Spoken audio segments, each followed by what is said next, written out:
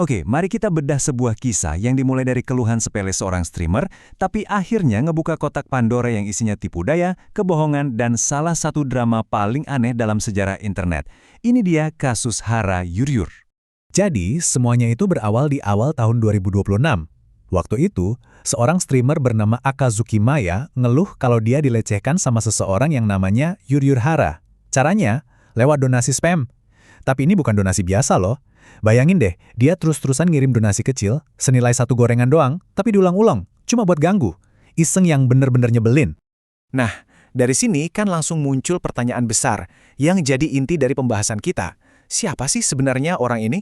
Dan kok bisa-bisanya dia sampai di titik ini?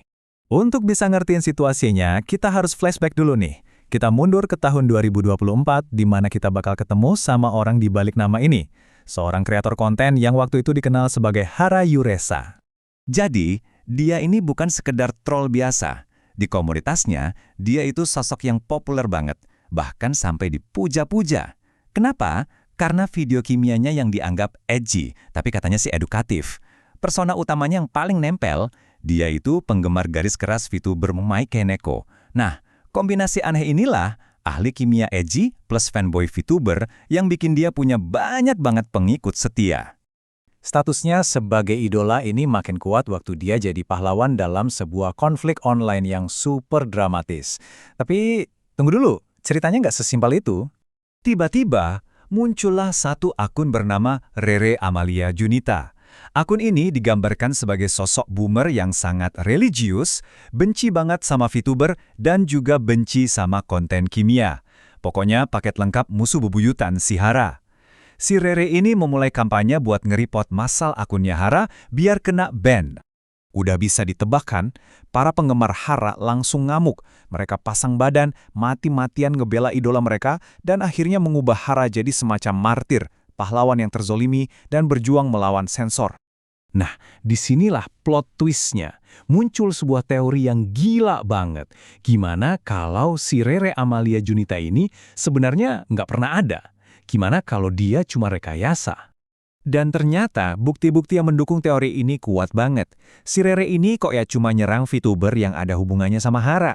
Terus dia pakai istilah-istilah niche kayak VTuber indie. Mana mungkin seorang boomer ngerti istilah ginian?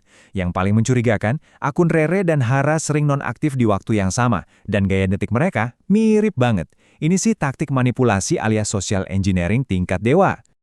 Oke. Setelah merasa aman dengan status pahlawan Facebooknya, perilaku asli Hara mulai kelihatan. Topeng yang dia bangun dengan hati-hati itu mulai retak pelan-pelan. Dia mulai sering kolaborasi sama kreator lain, terutama VTuber cewek. Tapi bukannya kerjasama yang baik, dia malah ngerendahin dan ngejelek-jelekin mereka di belakang layar. Kelakuannya makin hari makin toksik. Dia pakai platform dan gimmick edgy-nya itu bukan lagi buat bikin konten, tapi buat nyerang orang lain. Salah satu korban utamanya adalah seorang kreator bernama Chinga.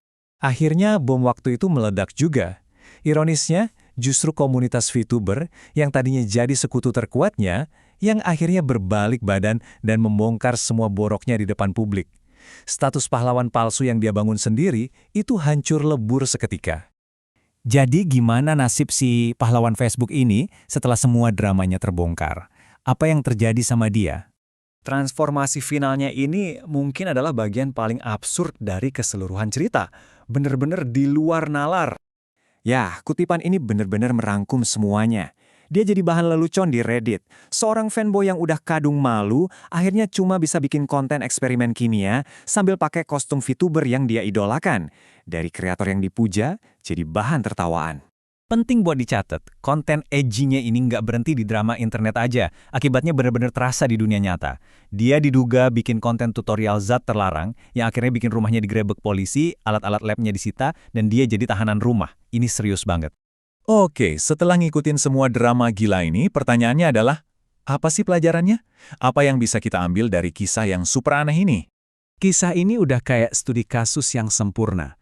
Contoh nyata tentang gimana sebuah persona online bisa dimanipulasi habis-habisan dan gimana para penggemar yang nggak kritis itu bisa dengan mudahnya dijadikan senjata. Pada akhirnya, cerita ini meninggalkan kita dengan satu pemikiran terakhir. Di dunia ketenaran internet yang serba kacau ini, kasus Hara Yuri Yuruk nunjukin betapa tipisnya batas antara pahlawan dan penjahat. Apalagi kalau ternyata sang pahlawan itu sendirilah yang menciptakan penjahat dalam ceritanya.